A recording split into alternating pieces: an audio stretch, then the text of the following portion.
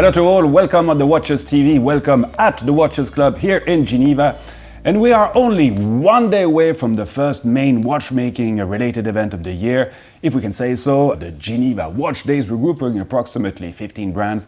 And we'll bring you a pretty detailed overview of what will be going on, because even though there are still a few uncertainties because of the current COVID measures here in place, well, we'll do our very best considering all this. But today we just wanted to take this opportunity to make a small recap of the current situation regarding the evolution of watch shows, because after the downfall of Baselworld and the fantastic opportunity of laying everything back on the table, well, I'm afraid and even slightly ashamed to say that we are still slightly in limbo and no clear and official solution seems to have been found so far. So let's go over where we stand, and hopefully things will evolve positively in the next few days or weeks. But very quickly before this, I just wanted to mention that I participated in the writing of a special book, which will come out a bit later this year. A book presenting a serious overview of watchmaking in the last 20 years. And you can buy this book on our website at a preferred rate till the end of the month of September at a price of 99 Swiss francs. It will then be priced at 260 francs, so quite a nice rebate. And will be available in both English or French and comes in a very large XXL format. So quite a nice big object full of interesting stories and beautiful pictures.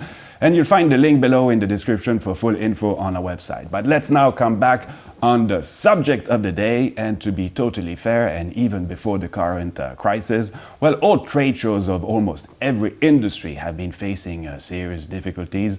But I am personally still very convinced of the pertinence of organizing such events. It just needs to be done slightly differently. And I don't want to sound like I'm desperately ranting about things, but nevertheless, I'm rather disappointed with what's going on. I mean, watchmaking as a whole is already facing many challenges, so I just don't understand why people are not able to find the best solution for all. I mean, again, in particular in such a troubled context. So yes, we had, and unfortunately I deliberately use the past tense. Well, the industry indeed had the fantastic opportunity of starting with almost a blank sheet of paper and redefine what could and should be the future of a constructive watch-related event, regrouping most of the main brands. But instead, I mean, we find ourselves in this rather confusing situation, and what is currently going on is definitely not sending very positive signals, because the latest news are that we are probably heading into the direction of having several events occurring in different locations and not necessarily at the same time. So coming from two major shows, Baselworld and SIHH, which this year miraculously had found a way of doing their thing at the same dates, to this current informal proposition of 4 to 6 different events feels like a proper waste. And I say informal because nothing is really official as of today.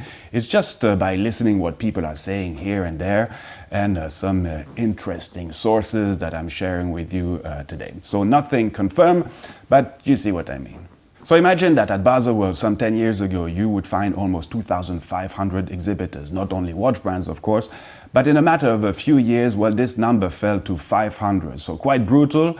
And at the same time, Basel had invested hundreds of millions of Swiss francs into totally reshaping their infrastructure, building new halls. But those investments decisions were taken at a time when nobody was really thinking of where the trade fair business was heading to. Anyhow, the implosion of Baselworld due to the overconfidence of the organizers that exhibitors would simply continue to pay high prices to attend was for sure a bad judgment. And actually, well, the term arrogance is better suited than overconfidence, and it's precisely this arrogance which led to the demise of the event. In a certain way, it became irrational. People just got fed up of these prices, fed up of the attitude of not only the organizers, meaning the MCH company, but the entire Basel infrastructure, lodging, meals, etc. So it reached a point of no return, and the pullout of some of the big historic brands to attend a new event in Geneva announced this spring was seen as the final blow for Baselworld, despite the fact that you still have more than 400 brands for which nothing would be too clear and remains unfortunately unclear to this day. So the main consequence of this is that the MCH company does find itself in a pretty precarious situation, and very recently announced that a 49% stake had been taken in the company by the son of Rupert Murdoch, that's the media tycoon, who seems more interested by the future of Art Basel, also an event organized by MCH, than the fate of Baselworld. So coming back on these historic brands, including Patek and Rolex, well, they were fine to do something in Geneva and adjacent to the SIHH/Watches and Wonder now, but this latter event is organized by the FHH, that's the Fondation de la Haute Horlogerie, and even though they've always tried to claim their independence, the FHH is actually fully governed by the Richemont Group.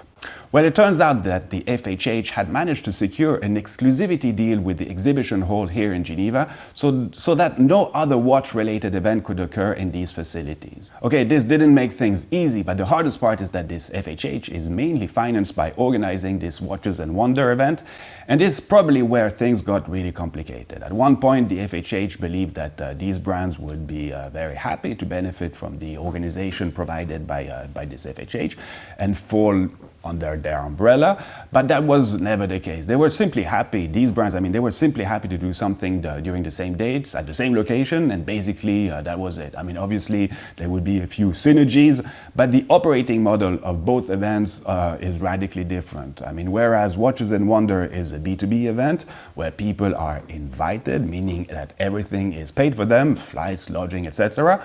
Well, at Baselworld, and though it was also kind of a B2B event, well, things didn't work out that way, and there is simply no way that a brand like Rolex would have anything to do with it.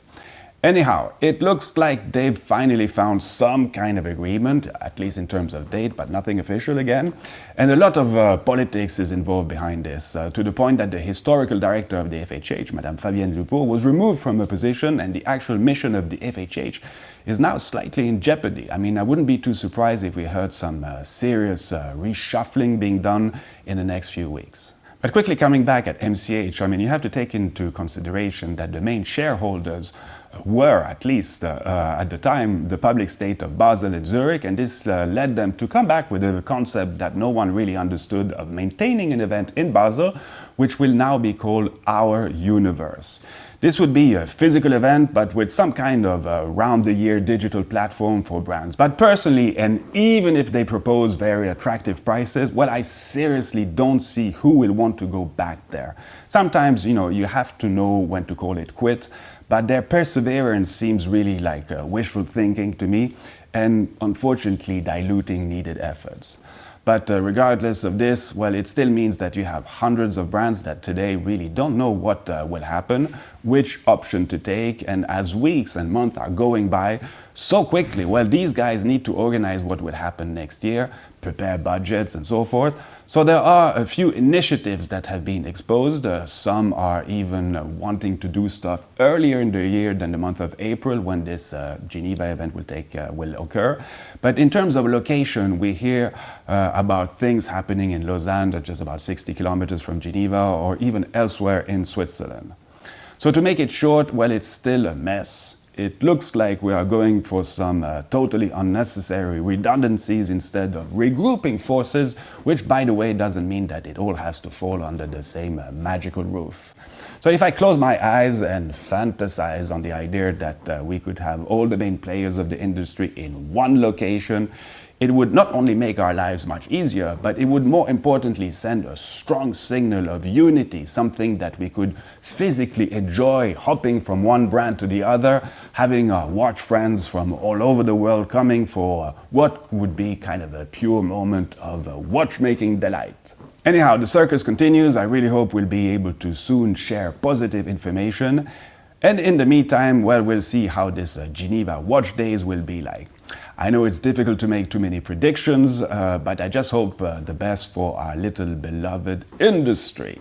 Okay, so that's it for today. Remember that you can purchase this Millennium Watchbook on our website with a significant rebate till the end of September at 99 francs instead of 260. And just to give you a little heads up, well, I wrote on François Paul Jour. So So all the very best to all, stay safe, and see you real soon with some proper videos, reports on what will probably be one of the only watch related events of the year, not counting what will be going on in Shanghai in mid-September with a special version, Chinese version of Watches and Wonder.